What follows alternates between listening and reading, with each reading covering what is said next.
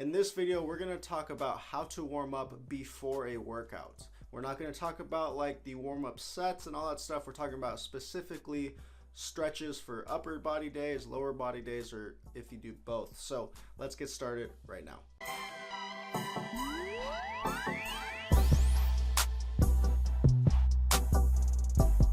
What's up, you guys? Christian here. If this is your first time on my channel, you want to learn everything about fat loss related topics, then definitely consider subscribing and click that notification bell so you don't miss any of my videos. Alright, you guys, so I'm going to show you a couple stretches for an upper body day. So if you're working on your upper body, I'm going to show you some stretches for your lower body, and then also I'm going to show you some stretches that kind of fall in between both areas. So we're going to be doing the stretches down here on my little yoga mat, and obviously my dog is in the background. I do not want to wake her up or move her because she looks so beautiful right there, so just don't mind Coco back there. So what I'm going to do is I'm going to go over the stretches, and there should be a voiceover, so other Christian in the future, take care of this right now.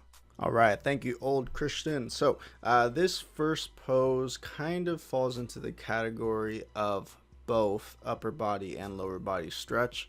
So this first pose is, I believe it is called the Man Lunge with a twist. So literally a twist.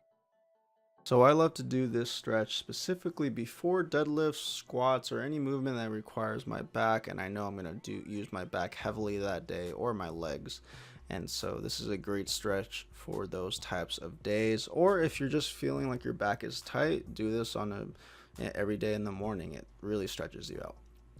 This next stretch is called, I don't know what it's called actually. I don't know if there's a sequence or whatever, but this is basically just knees to chest, right? And then once you stretch there for a little bit, you stretch out your legs, your quads, then you're going to bring that knee over across your body, but you want to keep those shoulder blades on the ground so you feel a really big stretch in your spine, and you should feel it. My back usually cracks like 90% of the time whenever I do this pose.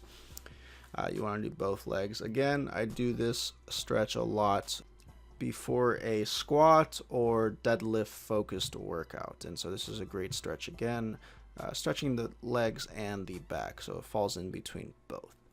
And so this next pose is called the child's pose, but you're leaning to one side. So obviously the child's pose is very, very relaxing pose, which I'm doing now. This is just a regular child's pose, but then you can stretch out each side of the back, which I'm about to do. Is you just reach over to the side, keeping the same position, but you're going to be stretching that opposite side of the lat, the back. You should feel it. It's an amazing stretch. I love this stretch. And then you would do the same exact thing for the other side, keeping that child's pose position, but just leaning to one side instead. And I like doing this just every morning, and also before any big back focused workout as well. And this next pose is called the upward facing dog and the downward facing dog. So this one's pretty popular. I like doing this just to stretch out the back. This is one of the upper body stretches I like to do. Really stretches out the back. So this is the downward facing dog, and then the upward facing dog is really for that lower back stretch and the tricep stretch as well. So you can see here that I go all the way up, and you can't see it, but my hips are off the ground as well. So a really great stretch for the upper and lower back. All right, and so this next pose, again, I'm not sure about the name. I think it's called like the prayer pose or something. I'm not sure. But what you want to do is take your elbow and put it on the outside of the right knee, and then you would do the opposite. And then you want to make that hand prayer position, and basically push with the other hand, and you will feel an immense stretch in your back. So if you want to do the left side, you would do your right elbow on the outside of the left knee and do it again. And trust me guys, try this pose and you will feel a big stretch in your upper back. The next pose I like to do for the upper back, or for the upper body, is called the bridge pose. This pose is very popular. It's very hard to do, for at least for beginners, but I do this pose almost every day just because it feels that good. And this pose just really stretches out the back. My back cracks almost every single time.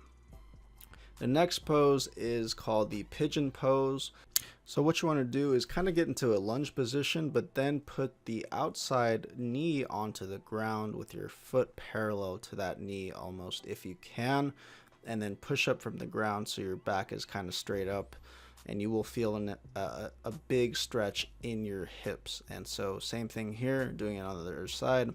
Put that outside knee on the mat and kind of put your foot parallel there, even if you have to move it, and that is a big stretch for the hips, opens you up.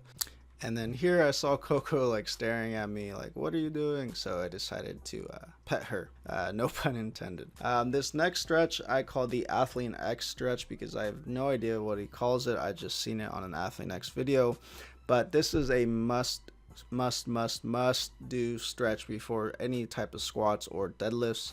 Basically you anchor yourself by grabbing your toes and pull on your toes so you're in a squat position. I promise you this is going to help you out in your squats and deadlifts if you're feeling tight. So I just went through all those poses, you guys, and I hope that helped. If you have any questions, leave a comment down below. Let me know what are your favorite stretches for upper body, lower body, full body. So just let me know in the comments down below, and I will see you guys on the next one.